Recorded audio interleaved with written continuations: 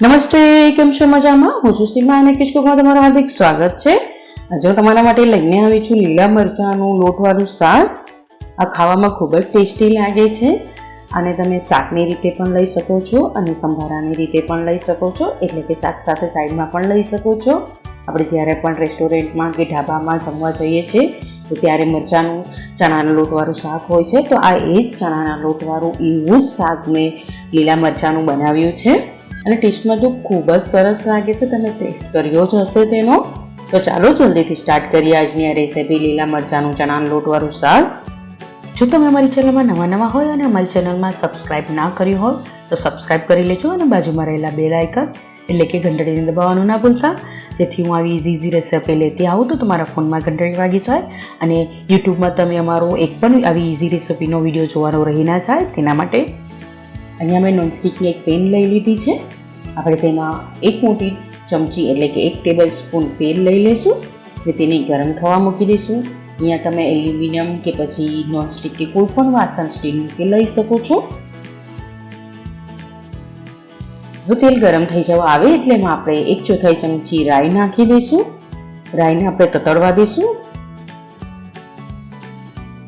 રાઈ એકદમ ફૂટી જાય એમાં આપણે 1/2 ચમચી એટલે કે 2 પિંચ જેટલી હિંગ નાખી દઈશું અને મેં અહીંયા 150 ગ્રામ જેટલા મરચાં લીધા છે, તેને મેં લાંબા કાપી લીધા છે, 1ના 2 કટકા કરી લીધા છે. આ મીડિયમ તીખા છે, બહુ તીખા પણ નહીં ને બહુ મોરા પણ નહીં. જો તમે તીખા ખાતા હોય તો તીખા લઈ શકો છો, મોરા ખાતા હોય તો મોરા પણ લઈ શકો છો. અને આવી રીતે હલાવી લઈ પછી આપણે તેમાં મસાલો નાખશું. તો તેમાં પહેલાં આપણે નાખીશું હળદર, 1/4 ચમચી હળદર છે. સાથે સાથે આપણે તેમાં મીઠું પણ નાખી દઈશું અને મિક્સ કરી લઈશું. જો તમારા મરચાં એકદમ સૂકા હોય, કડક હોય તો તેમાં અહીંયા 1-2 ચમચી અત્યારે પાણી પણ નાખી દેવું, કેમ કે આપણે એને ઢાંકીને ચડવા દઈશું તો એ બળી જશે. એટલે બને તો 1-2 ચમચી પાણી નાખી દેવું, જેથી આપણા મરચાં જ્યારે ચડે તો તે દાજી ના જાય ને કડક ના થઈ જાય. એટલે હવે આપણે એને ઢાંકી દઈશું ને એકદમ લો ફ્લેમ કરીને આપણે એને ચડવા દઈશું. ત્યાં સુધી આપણે એક ચણાના લોટની પેસ્ટ બનાવી લઈશું. અહીંયા હું એક બાઉલ લઈ લઈશ અને તેમાં 4 મોટી ચમચી ચણાનો લોટ લઈ લઈશું, 3 ચમચી અને આપણે હજી 1 ચમચી 4 ચમચી લઈ લઈશું. તમે આમાં ચણાનો લોટ ઓછા વધતો કરી શકો છો. તમે તમારા ટેસ્ટ પ્રમાણે થોડુંક વધારે લેવો હોય તો વધારે અને ઓછો લેવો હોય તો ઓછો પણ લઈ શકો છો. એટલે ચણાનો લોટ તમને વધારે ભાવતો હોય તો વધારે લેવો, ઓછો ભાવતો હોય તો ઓછો લેવો. એ મેં 4 ચમચી લીધું છે અને મીડિયમ પેસ્ટ બનાવી છે, બહુ થીક નહીં ને બહુ રની પણ નહીં. હવે મિક્સ કરી લેવું ને એકદમ ગઠ્ઠા ના રહે ત્યાં સુધી મિક્સ કરી લેવું. હવે એને આપણે સાઈડમાં રાખી દઈશું. અહીંયા 5 મિનિટ થઈ ગઈ છે તો આપણે ખોલીને જોઈ લઈશું. વચ્ચે તમારે જોઈ લેવું, ચેક કરી લેવું કે મરચાં ચૂંટ્યા નથી કે નહીં, 1-2 વખત ચોટ કરી લેવું. હવે આપણે આ જે ચણાના લોટની સ્ટરી બનાવી છે તે આપણે થોડુંક હલાવીને પછી સીધું નાખી દઈશું આમાં અને તરત જ હલાવવા માંડશું. તમે જોઈ શકો છો તળિયે ચોંટવા માંડ્યો છે અને એ પાકી પણ ગયો છે.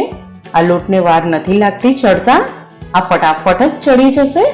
જો તમે 1 મિનિટ સુધી જ હલાવતા જશો ત્યાં સુધીમાં તો તમારો લોટ ચણાનો લોટ પાકી પણ જશે અને સરસ ચડી પણ જશે. અને આવી રીતે હલાવતા જ રહેજો. 1 મિનિટ પછી તમે જોઈ શકો છો તમારો લોટ આવી રીતે થઈ ગયો હશે, ચડી પણ ગયો હશે અને એકદમ છૂટું પણ થઈ ગયું હશે. તો હવે થઈ ગયું છે શાક, તો આપણે ગેસ બંધ કરીને એને સર્વ કરીશું. અને તમે ભાખરી, રોટલી, પરોઠા કે થેપલા કે કોઈ પણ સાથે સર્વ કરી શકો. જો તમે આને ડબ્બામાં ભરીને ફ્રીજમાં સ્ટોર કરો તો આ 6 થી 7 દિવસ સુધી એકદમ સારા રહે છે, બગડતા નથી અને ખાવામાં ખૂબ જ ટેસ્ટી લાગે છે. તો તમે મને કમેન્ટ કરીને કહેજો કે મારી રેસીપી કેવી લાગી. ગમી હોય તો પણ કમેન્ટ કરજો અને ના ગમી હોય તો પણ કમેન્ટ કરજો. રેસીપી ખૂબ ગમી હોય તો લાઈક કરવાનું ના ભૂલતા અને સાથે સાથે શેર કરવાનું બિલકુલ ના ભૂલતા. તમે મજા લો લીલા મરચાંના લોટવાળા શાકની. આપણે મળીશું નેક્સ્ટ રેસીપી સાથે. ત્યાં સુધી આવજો, બાય બાય, થેન્ક યુ, જય શ્રી કૃષ્ણ.